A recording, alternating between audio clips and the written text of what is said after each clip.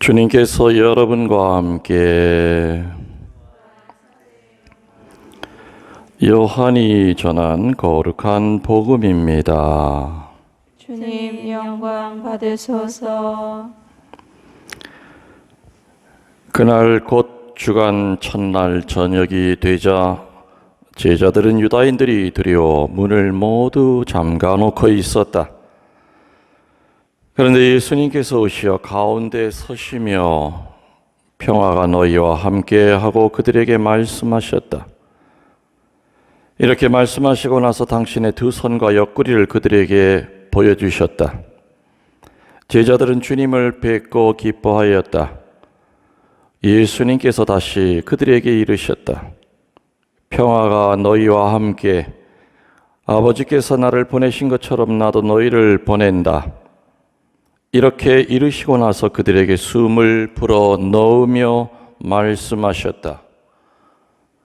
성령을 받아라. 너희가 누구의 죄든지 용서해 주면 그가 용서를 받을 것이고 그대로 두면 그대로 남아 있을 것이다.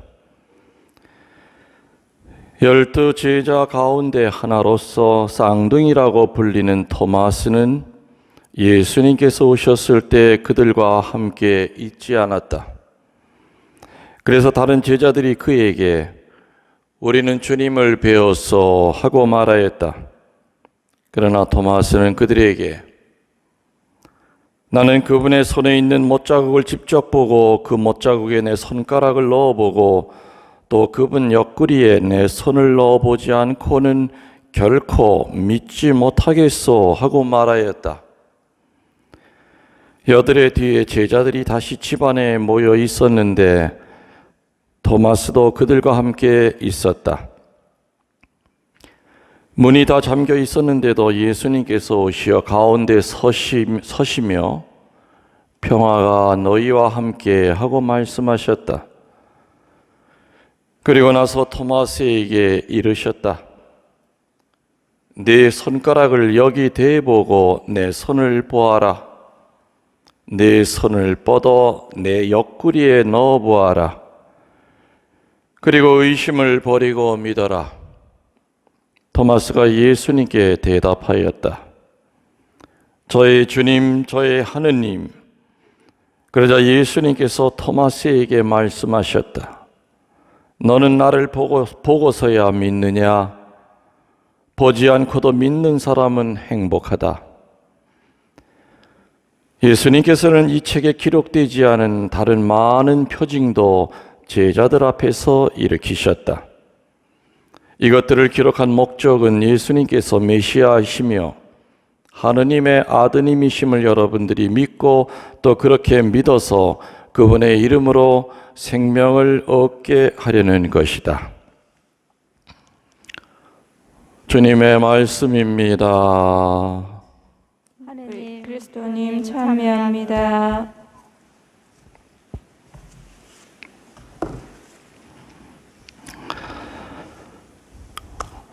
참 예수님. 참 예수님. 예, 서운동 교회 여러분들 그리고 또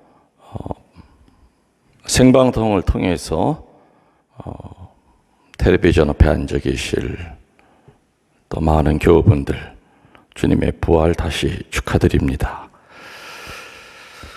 네, 우리 흔히 하는 말 가운데 고통 끝에 또 고통의 결과는 많은 의미를 준다 하는 말이 있습니다. 코로나 바이러스로 인해서 지구촌 전체가 다 고통을 겪고 있지요. 그래도 한국은 그래도 지금 많이 안정이 됐지만 다른 나라들은 아주 심각합니다. 아직도. 우리 한국 민족이 이번 이 고통을 겪고 난 다음에 좀 많이 성숙되어 있는 것 같아요. 왜 어릴 때 애들이 병치레 한번 하고 나면 키가 부쩍 크고 더 어른스러워진다 그런 말이 있듯이 참 그래서 고통이 신비스러운 게 아닌가 생각이 됩니다.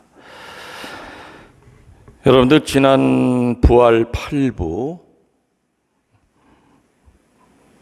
미사는 못하셨어도 적어도 제 강론은 매일같이 아마 전해 들으셨을 겁니다. 저는 사실 코로나 전보다 훨씬 더 바쁩니다. 매일 준비를 해야 되기 때문에. 머리에 남는 게 뭐 있습니까?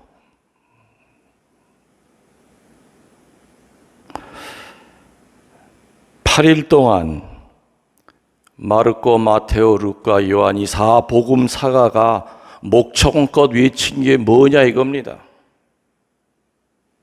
사복음 사가가 돌아가면서 그토록 강조하는 것이 부활 8일 동안 어떤 내용이냐? 저도 계속 매일같이 그거를 강조했습니다. 주님 뭡니까? 쉽죠? 내 묻는 거 뭐예요? 그렇지. 예수님이 실제 부활하셨다는 거. 유령이 아니라, 그리고 환각제를 먹은 사람이 이렇게 헛개비를 본 게 아니라 정말로 부활하셨다고 하는 것을 이 사복음 사가는 믿어라, 들어라. 우리는 봤어. 주님 유령 아니야. 확실히 부활하셨어. 사복음 사가가 온 힘을 다하여 복음을 통해서 외치고자 한 핵심은 주님이 정말로 부활하셨다는 겁니다. 평일 강론 때 제가 그런 얘기를 했습니다. 소생과 환생과 부활의 차이가 뭐냐? 수님들 기억나시죠? 소생은 죽을 뻔하다가 다시 살아난 것을 소생이라고 그러고, 환생은 불교 용어죠. 끊임없이 계속해서 태어나는 거고, 부활은 완전히 죽었다가 설 죽은 것이 아니라 마취제 맞고 정신 잃었다가 깨어나는 것이 부활이 아니라 완전히 생명이 끊어졌다가 다시 새로 부활하는 거. 예수님 돌아가시고 나서도 이 제자들이 눈앞에 당면한 큰 문제가 뭐였느냐? 부활을 안 믿는 사람들이 너무 많았던 겁니다. 그래서 주님 부활했다고 하는 거, 우리 눈으로 봤다고 하는 거 제발 좀 믿어라, 믿어라. 주님의 제자들처럼 주님의 부활 실제성을 목이 터져라고 강조한 사람이 있는가 하면은 저것들 단체로 취했구만. 저 뭐 약 먹었어? 절대 못 믿겠어 하는 사람이 2000년 전에도 있었듯이 지금 역시도 이 시대에도, 이 현대에도 부활을 보는 양극단의 흐름이 있습니다. 첫 번째는 극단적인 자유주의자들이 있죠.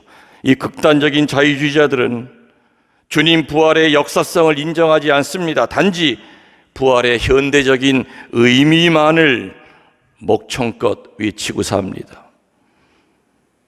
아, 주님 부활하는 거 누구 봤어? 그거 부활했든 안 했든 중요한 거 아니에요. 어떤 의미가 있는 게 중요한 것이 하면서 부활의 역사성을 부정합니다. 그런가 하면은 근본주의자들은 이 자유주의자들에 대항하여 주님 부활만을 역설하다 보니까 부활의 현대적인 의미를 소홀히 하게 됩니다.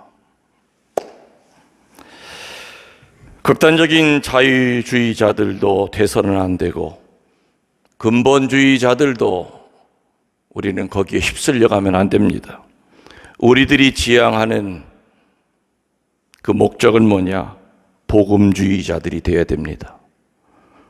복음주의자들은 영적으로 균형 감각이 있는 신앙인들입니다.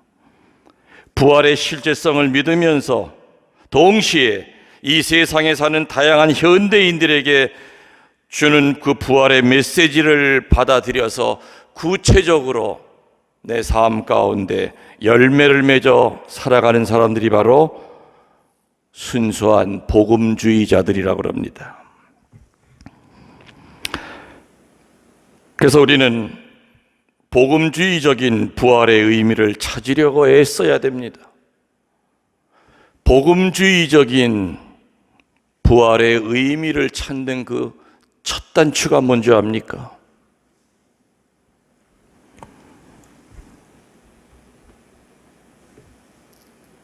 부활하신 주님을 만났던 사람들을 들여다보는 겁니다.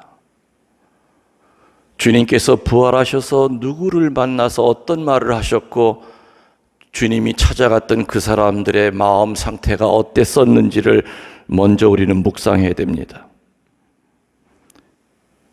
부활하신 주님을 만났던 사람들을 통해서 내 자신의 신앙의 주소를 확인해 봐야 됩니다.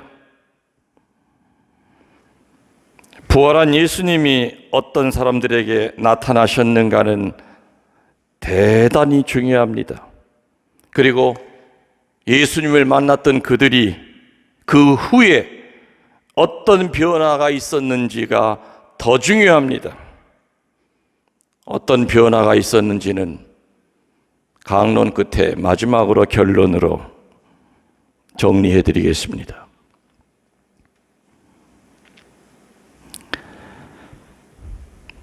예수님을 만났던 사람들이 바로 오늘날의 나일 수가 있기 때문입니다. 우리들의 모습일 수가 있기 때문입니다. 우리 가정의 모습일 수가 있고 우리 본당 공동체의 모습일 수가 있고 우리 레지오의 모습일 수가 있고 우리 반구역의 모습일 수가 있기 때문에 부활한 예수님이 어떤 사람을 만나서 어떻게 변화됐는가 하는 것을 묵상하는 것은 복음주의적인 부활의 의미를 찾는 첫 단추입니다. 저는 지난 일주일 내내 물론 예수님을 만났던 사람들에 대한 이야기를 드렸습니다. 겹쳐서 또 나올 수도 있었고 끊임없이 그분들이 어떤 상태에서 주님을 만나서 어떻게 변화됐는지를 계속 강조해 드렸습니다. 예수님을 만났던 첫 번째가 누굽니까, 수녀님? 부활하신 예수님이 막달라 마리아지요. 막달라 마리아에게 예수님은 처음 나타나셨습니다. 마리아는 회개한 여인이었고 열심과 충성이 뛰어난 여인이었습니다. 십자가 밑에서 목숨 걸고 끝까지 예수님을 지켰고 그리고 무덤 주위를 떠나지 않았고 눈물로 예수님의 죽음을 애도했던 여인입니다. 그 여인은 주님의 완전한 부활을 믿지는 않았어도 천사를 보고 무서워 도망을 쳤어도 주님은 마리아에게 당신의 성스러운 부활의 모습을 제일 먼저 보여주셨습니다. 이를 통하여 우리들이 배울 수 있는 것은 주님께 대한 열심과 충성한 마음으로 가득 찬 자들은 예수님은 늘 당신의 모습을 우선적으로 보여주신다는 겁니다.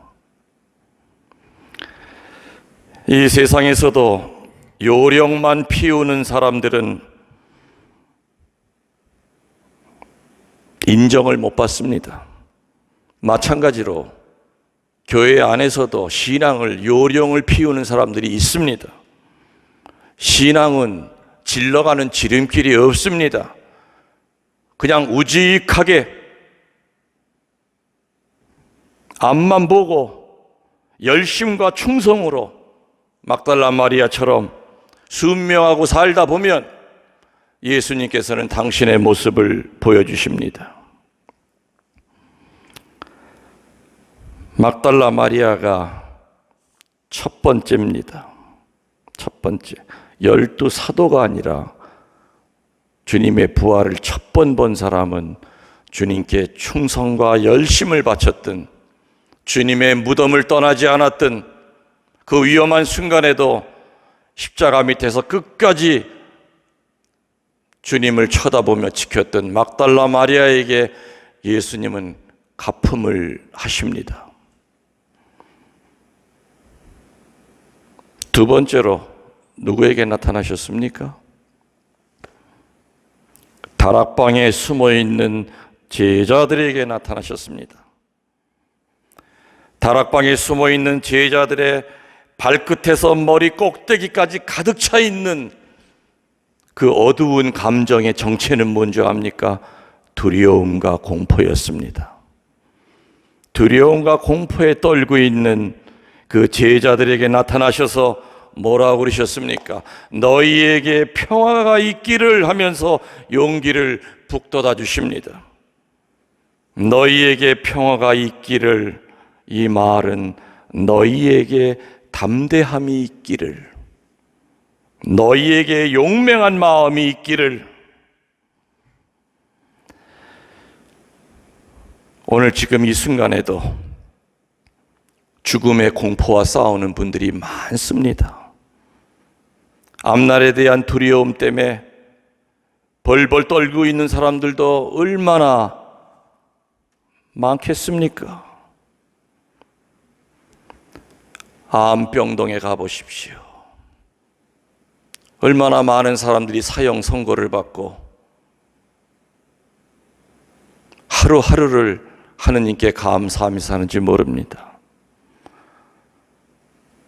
상상도 못했던 이 코로나 바이러스 때문에 가족과 헤어져서 억지로 병원에 끌려가서 내 인생이 이렇게 끝나는구나,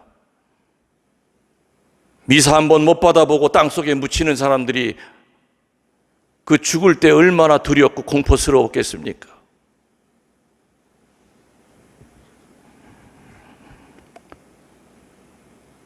죽음의 공포를 느끼는 그분들의 입장을 생각한다면 우리는 숙연해지고 겸손해집니다. 그리고 까불고 살 수가 없습니다.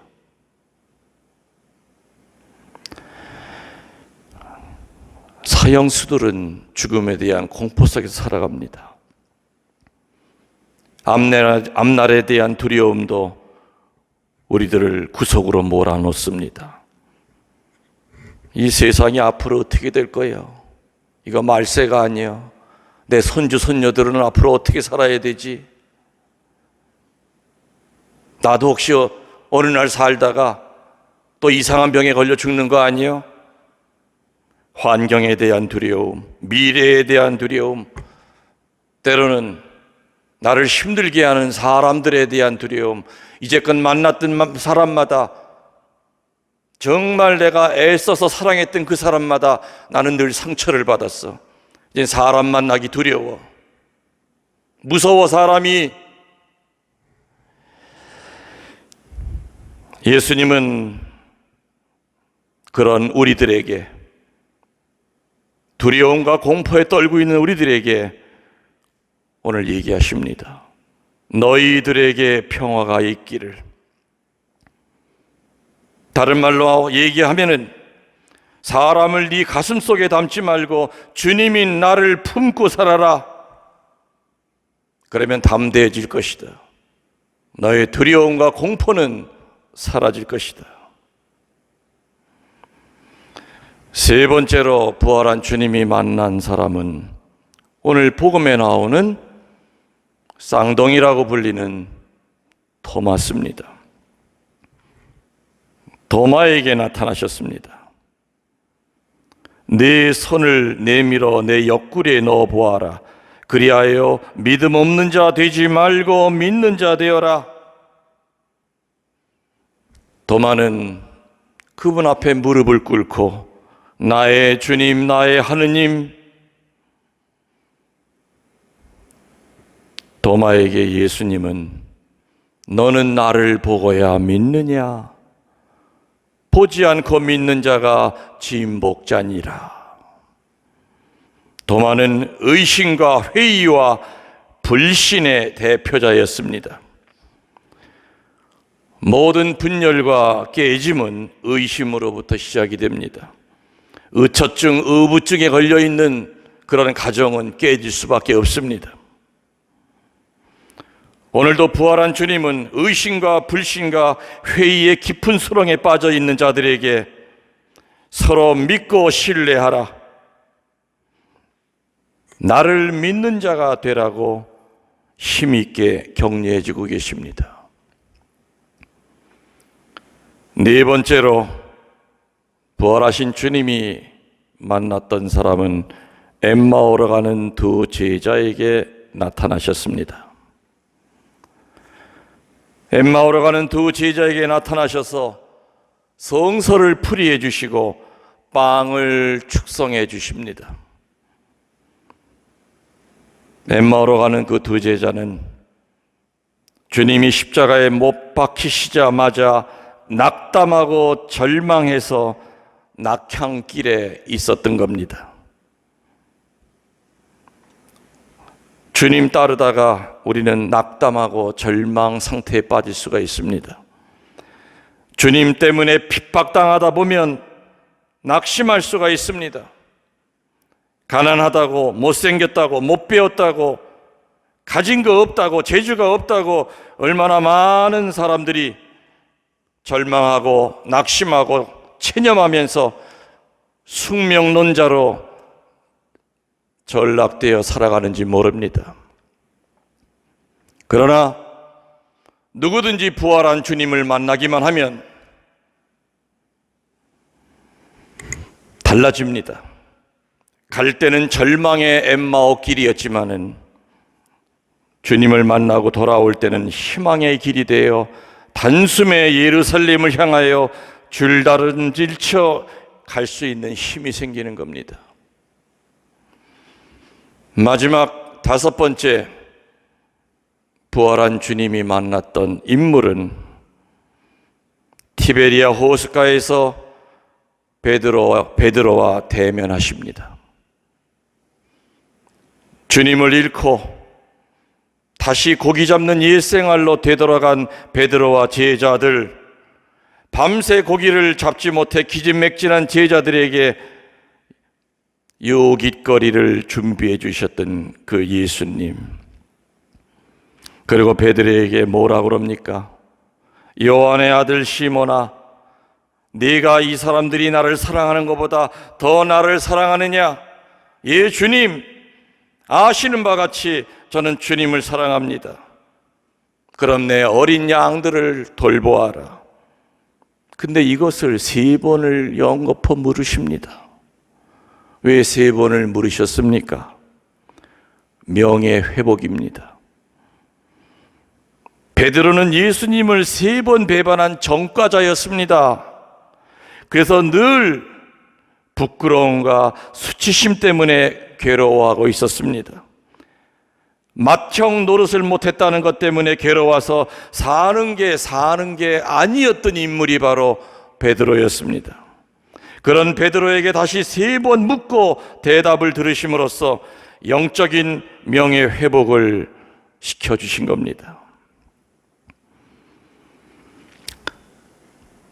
다섯 부류의 사람을 오늘 주님이 만나셨고, 그 만난 사람들이 어떤 상태에 있다가 어떻게 변화가 됐는지를 이제 결론으로 얘기 드립니다.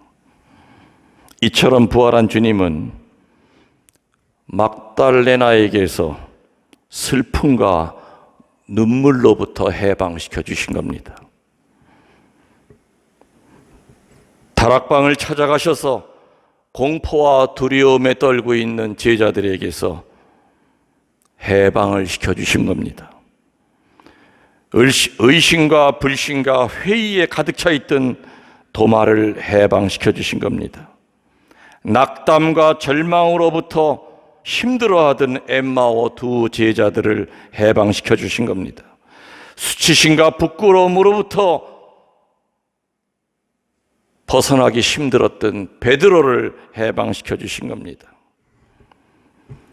그래서 부활은 우리들에게는 해방을 뜻합니다. 다른 말로 치유를 뜻합니다. 다른 말로 자유를 뜻합니다.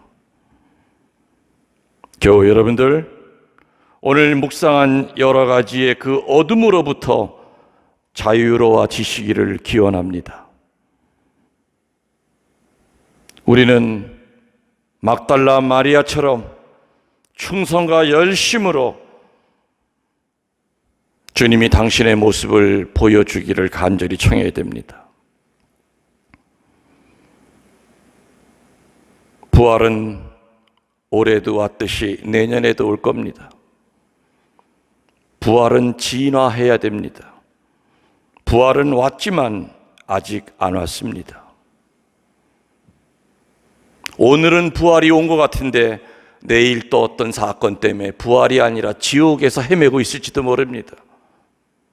그래서 부활은 그러한 고통을 통해서 진화합니다. 부활 8부를 끝내고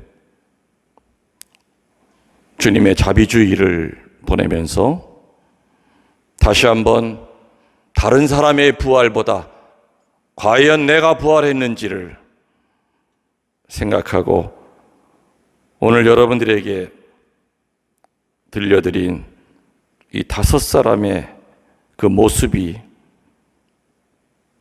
나와 유난히 닮았다. 그럴 때 주님이 어떻게 그 사람을 변화시켜 주셨는지를 다시 한번 묵상합시다. 아멘.